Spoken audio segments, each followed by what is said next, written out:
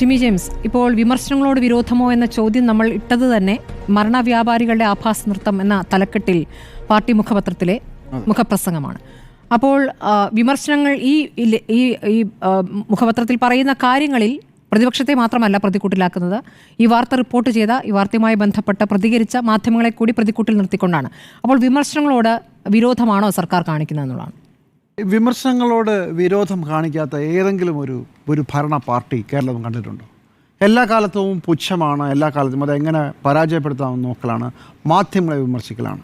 ഇപ്പോഴത്തെ ഇടതുപക്ഷം മറന്നുപോകുന്ന കാര്യം, ഉമ്മൻചാണ്ടി മുഖ്യമന്ത്രിയായ കാലത്ത് എങ്ങനെയായിരുന്നു ഉമ്മൻചാണ്ടി സർക്കാരും മാധ്യമങ്ങളും തമ്മിലുള്ള യുദ്ധം എന്നതുകൂടി ഓർക്കണം. ഇങ്ങനെ വിരോധത്തോടു കൂടി തന്നെയായിരിക്കും ഭരണപക്ഷം കാണിക്കുക കേരളത്തിൽ എന്നുള്ള കാര്യത്തിൽ, ഇന്ത്യയിൽ ഇങ്ങനെ കാണിക്കുക എന്നുള്ള കാര്യത്തിൽ യാതൊരു സംശയവുമില്ല.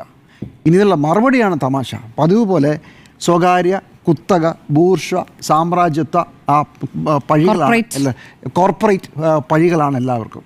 ഇത്തവണ എന്തായാലും അമേരിക്കയും CIAയും അതിനകത്ത് വന്നിട്ടില്ല. മിക്കവാറും പിണറായി വിജയൻ അമേരിക്കയിലേക്ക് യാത്ര പോയതുകൊണ്ടായിരിക്കും ഈ അമേരിക്കയും CIAയും ഇത്തവണ വരാത്തത്. അല്ലെങ്കിൽ അതുകൂടെ വന്നേനെന്നുള്ളത് ഉറപ്പാണ്. പക്ഷേ എൻ്റെ പ്രശ്നം അതല്ല. ഇന്ന് DYFIയുടെ സംസ്ഥാന സെക്രട്ടറി ശ്രീ സനോജ് പറഞ്ഞ ഒരു മാധ്യമങ്ങൾക്ക് കൊടുത്തൊരു ബൈറ്റുണ്ട്. അതാണ് ഇതിനകത്ത് ഏറ്റവും എന്നെ അത്ഭുതപ്പെടുത്തുന്ന, എന്നെ ഞെട്ടിക്കുന്ന ഒരു കാര്യം. പറഞ്ഞത് ആരോഗ്യമന്ത്രിയുടെ വീട്ടിലേക്കും ഓഫീസിലേക്കും മാർച്ച് നടത്തുന്നു. പ്രതിപക്ഷ നേതാക്കൾക്കുമുണ്ട് വീടും ഓഫീസും, അത് ഓർത്താൽ കൊള്ളാം. ഞങ്ങൾ DYFI ആളുകളെ സംഘടിപ്പിക്കാൻ പോകുന്നു. ഞാൻ വിചാരിച്ചു ആരോഗ്യമന്ത്രിയുടെ വീട് അവരുടെ സ്വകാര്യ വീടാണ്, അങ്ങോട്ടേക്ക് മാർച്ച് നടത്തുന്നത് അത് ശരിയല്ല എന്നായിരിക്കും ഉദ്ദേശിച്ചത്. പക്ഷേ അടുത്തത് വന്നു. PK സനോജിൻ്റെ അടുത്ത വരിയാണ്, നോക്കൂ കേരളത്തിലെ ആശുപത്രികളിൽ എങ്ങനെയാണ് ഈ പ്രതിപക്ഷ വിദ്യാർത്ഥി യുവജന സംഘടനകൾ പ്രശ്നമുണ്ടാക്കിയത്, എന്തൊക്കെ തടസ്സമുണ്ടാക്കി. അതുകൊണ്ട് DYFI ഇറങ്ങാൻ പോവുകയാണെന്നാണ് DYFIയുടെ സംസ്ഥാന സെക്രട്ടറി VK സനോജ് പറഞ്ഞത്. ഇത് രക്ഷാപ്രവർത്തനം 2.0 രക്ഷാപ്രവർത്തനം 2.0. മുഖ്യമന്ത്രിയുടെ ഗൺമാനും കൂടെയുള്ളവരും എങ്ങനെയാണോ കരിങ്കടി കാണിച്ചവരെ പോലീസ് വളഞ്ഞിട്ട് പിടിച്ചതിന് ശേഷം അടിച്ച് അവശരാക്കിയപ്പോൾ മുഖ്യമന്ത്രി പറഞ്ഞല്ലോ രക്ഷാപ്രവർത്തനമാണെന്ന്. ചെടിച്ചട്ടിയും ഹെൽമെറ്റും ഉപയോഗിച്ച് അടിച്ചപ്പോൾ പറഞ്ഞല്ലോ രക്ഷാപ്രവർത്തനമാണെന്ന്. അതേ രക്ഷാപ്രവർത്തനം വീണ്ടും തുടങ്ങാൻ പോവുകയാണ്, രക്ഷാപ്രവർത്തനം 2.0 എന്ന പേരിൽ. ഇത് തുടങ്ങിക്കഴിഞ്ഞു. കഴിഞ്ഞ ആഴ്ച കോഴിക്കോട് വെച്ച് മന്ത്രി ശിവൻകുട്ടി, ഭാരതാംബ വിവാദത്തിൽ മന്ത്രി ശിവൻകുട്ടിയെ കരിങ്കൊടി കാണിക്കാനായിട്ട് യുവമോർച്ച ABP പ്രവർത്തകർ വരുമ്പോൾ SFIക്കാർ വളഞ്ഞിട്ടടിച്ചു. പോലീസ് അവരെ പിടിച്ചു വച്ചിരിക്കുകയാണ്. അപ്പോഴാണ് 4 വശത്തു നിന്നും വളഞ്ഞിട്ടടിച്ചത്. ഇതവിടെ മാത്രമല്ല, തിരുവനന്തപുരത്ത് തമ്പാനൂരിലടിച്ചു. ഇത് പല തവണ ഇതിനു മുമ്പും കേരളം കണ്ടിട്ടുണ്ട്. പക്ഷേ ഈ ഏതെങ്കിലും ഒരു കാലത്ത് DYFI പ്രവർത്തകരെ, SFI പ്രവർത്തകരെ KSU ആളുകളും മൃഗീയമായി തല്ലുമെന്ന് ഭീഷണിപ്പെടുത്തുന്ന ചെറിയ പ്രശ്നങ്ങളൊക്കെ ഉണ്ടായിട്ടുണ്ടാവാം. അങ്ങനെ നമ്മൾ കേട്ടിട്ടുണ്ടോ? രക്ഷാപ്രവർത്തനത്തിനുള്ള എല്ലാ കാര്യങ്ങളും സജ്ജമാക്കി കഴിഞ്ഞു. അതുകൊണ്ടാണ് ഇന്ന് ദേശാഭിമാനിയിലെ പറയുന്ന മരണ വ്യാപാരികളുടെ ആഭാസ നൃത്തം മുതലായ പ്രയോഗങ്ങളൊക്കെ വരുന്നത്. അതല്ല വിഷയം ഭരണപക്ഷ അണികൾക്ക് ഒരു ഡോഗ് വിസിൽ കൊടുക്കുകയാണ്, ഇറങ്ങി അടിക്കാനാണ്, ഇനി മുമ്പോട്ട് നീങ്ങൽ ഞങ്ങൾ ഇടപെടും എന്ന് പറയുകയാണ്. അവിടെയാണ് പ്രശ്നം. വിമർശനങ്ങളോട് വിരോധം മാത്രമല്ല, വിമർശനങ്ങളോട് വളരെ വലിയ അസഹിഷ്ണുതയാണ് പറയുന്നത്. ഇന്ന് പാർട്ടി സെക്രട്ടറി പറഞ്ഞൊരു പ്രധാനപ്പെട്ട മറുവാദമുണ്ട്. ഈ വിഷയത്തിൽ പ്രതിപക്ഷം കാണിക്കുന്നത് കോർപ്പറേറ്റുകളെ സഹായിക്കാനാണെന്നാണ്. ഏത് കോർപ്പറേറ്റ് ആശുപത്രികളെ? കേരളത്തിലെ ഏറ്റവും കൂടുതലുള്ളത് വലിയ പ്രൈവറ്റ് ഹോസ്പിറ്റൽസാണ്. ഇവർക്ക് അതിനോട് വിരോധമുണ്ടോ?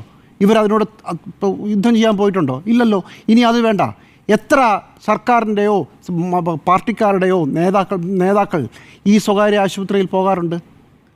ഈ PSC അംഗങ്ങൾ, സർക്കാരിൻ്റെ ഭാഗമായി നിൽക്കുന്ന അംഗങ്ങൾ, അവർക്കെല്ലാവർക്കും, MLAമാർക്ക്, അവർക്കെല്ലാവർക്കും വളരെ രീതിയിൽ സർക്കാരിൻ്റെ കയ്യിൽ നിന്ന് ചികിത്സയ്ക്ക് സഹായം കിട്ടും. എത്ര പേര് പോയിട്ടുണ്ട്? നമ്മൾ സംസാരിച്ചപ്പോൾ കഴിഞ്ഞ ആഴ്ച മെഡിക്കൽ കോളേജിലെ ഡോക്ടർ പറഞ്ഞ പേര് 2 പേരാണ്. പന്ന്യൻ രവീന്ദ്രൻ, MA ബേബി. വേറെ ഒരു പേര് ഞാൻ കണ്ടില്ല. പോകുന്നുണ്ടാവും, ഇല്ലാതുണ്ടാവും. പക്ഷേ ഒരു പ്രധാനപ്പെട്ട വിഷയം, ഈ ഒരു പഴയ വലിയ പരസ്യമുണ്ട് കേട്ടോ. അത് ഒരു കാർ കമ്പനിയുടെ പരസ്യമാണ്. അത് മെഴ്സിഡസ് ബെൻസിൻ്റെയാണ്. മെഴ്സിഡസ് ബെൻസിൻ്റെ ഒരു പരസ്യം. ആ പരസ്യം ഇങ്ങനെയാണ്: ഒരു ക്രെയിനിൽ ആ കാറിൻ്റെ ഡോറ് കൊളുത്തിയിട്ട് ആ കാർ വായുവിൽ തൂക്കി നിർത്തുകയാണ്. എന്നിട്ട് അതിൻ്റെ കോപ്പിറൈറ്റർ, ഈ പരസ്യം എഴുതിയ കോപ്പിറൈറ്റർ അതിൻ്റെ അടിയിൽ കിടക്കുകയാണ്. I am putting my neck where my word is എന്നാണ് പരസ്യവാചകം. ലോകപ്രശസ്തമായ പരസ്യവാചകമാണ്. ഞാൻ ഈ സർക്കാരിനെ വെല്ലുവിളിക്കുന്നു. സർക്കാർ ആശുപത്രികൾ അതിഗംഭീരമാണെങ്കിൽ, സർക്കാർ ആശുപത്രികളിൽ തേനും പാലുമാണ് ഒഴുകുന്നതെങ്കിൽ ഇന്നു മുതൽ ഞങ്ങൾ സ്വകാര്യ ആശുപത്രിയിൽ പോകുന്നത് നിർത്തുമെന്ന് പറയുമോ? നിങ്ങൾക്ക് എന്തായാലും ഈ വിഷയത്തെ കയ്യും മെയ്യും മറന്ന് എതിർക്കാൻ തയ്യാറായി നിൽക്കുകയാണല്ലോ. മുഖ്യമന്ത്രി ഒരു ആശുപത്രിയിലെ കെടുകാര്യസ്ഥത കൊണ്ട് കുഴപ്പങ്ങൾ കൊണ്ട് മരിച്ച് പിറ്റേ ദിവസം അമേരിക്കയിലേക്ക് പോയതാണ്. അദ്ദേഹത്തിന് അമേരിക്കയിലേക്ക് പോകാതിരിക്കാം, അത് പക്ഷേ അദ്ദേഹത്തിൻ്റെ സ്വകാര്യ കാര്യമല്ല. ഇതൊരു പ്രധാനപ്പെട്ട വിഷയമായി കേരളം നിൽക്കുമ്പോൾ, കേരളം ആരോഗ്യ വിഷയം ചർച്ച ചെയ്യുമ്പോൾ, കേരളത്തിലെ രോഗികൾ സൂചിയും നൂലും മുതൽ സ്റ്റെൻറ്റ് വരെ വാങ്ങിക്കാൻ പുറത്തേക്ക് ഓടുന്ന ഒരു സമയത്ത് മുഖ്യമന്ത്രി ചികിത്സയുടെ തുടർ പരിശോധനയ്ക്കായി അമേരിക്കയ്ക്ക് പോയത് ഒരു ബാഡ് ടൈമിംഗ് തന്നെയാണ്. ഇനി അദ്ദേഹത്തിന് സർക്കാർ ചെലവിലുമാണല്ലോ. നിങ്ങൾ പറയുന്നിടത്ത് നിങ്ങളുടെ കഴുത്തുകൊണ്ട് നിങ്ങൾ വെക്കുമോ? കേരളത്തിലെ സർക്കാർ ആശുപത്രികളിലെ ജനങ്ങൾക്കുള്ള ഭയം മാറാൻ നിങ്ങളെല്ലാവരും ഇനി മുതൽ ഈ ആശുപത്രിയിലെ പോകൂ എന്ന് പറയാനുള്ള ധൈര്യമുണ്ടോ? അങ്ങനെയാണെങ്കിൽ ഈ പറയുന്ന കോർപ്പറേറ്റുകളെ സഹായിക്കാനുള്ള വലിയ ഡ്രാമയാണ് പ്രതിപക്ഷം കളിക്കുന്നതെന്ന് പറയുന്നതിനോടുള്ള നിങ്ങളുടെ മറുപടിക്ക് ഒരു ചെറിയ യുക്തിയെങ്കിലുമുണ്ട്. അല്ലെങ്കിൽ വെറും വാചാടോപമാണ്. ഈ പണ്ട് കാലത്ത് CIA, അമേരിക്ക, സാമ്രാജ്യത്വം, പിന്നെ വേറെ പറഞ്ഞൊക്കെ പറഞ്ഞ ആളുകളെ ചായക്കടയിൽ നിന്ന് ചർച്ച ചെയ്യുമ്പോൾ ആളുകളെ പേടിപ്പിക്കും. അത് ചെയ്യാമായിരുന്നു. ആ കാലമൊക്കെ കഴിഞ്ഞു പോയി. ആരും വിശ്വസിക്കില്ല, സ്വന്തം അണികൾ പോലും വിശ്വസിക്കില്ല. ഇന്നലെയാണല്ലോ പത്തനംതിട്ടയിലെ 2 CPM നേതാക്കൾ ഫേസ്ബുക്ക് പോസ്റ്റ് ഇട്ടത്.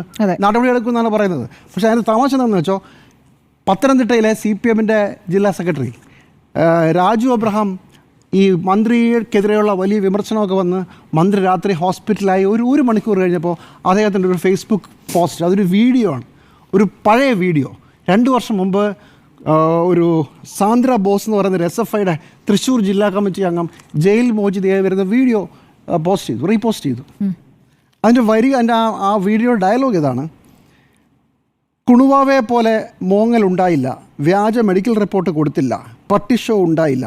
ഇതാണ് 2 രാഷ്ട്രീയങ്ങൾ തമ്മിലുള്ള വ്യത്യാസം. മന്ത്രി ആശുപത്രിയിലായി 1 മണിക്കൂർ കഴിഞ്ഞപ്പോൾ ഇട്ട പോസ്റ്റാണ്.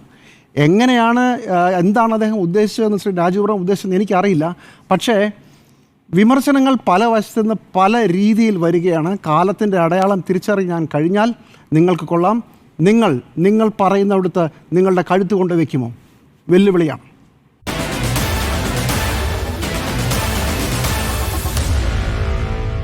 Meet the editors.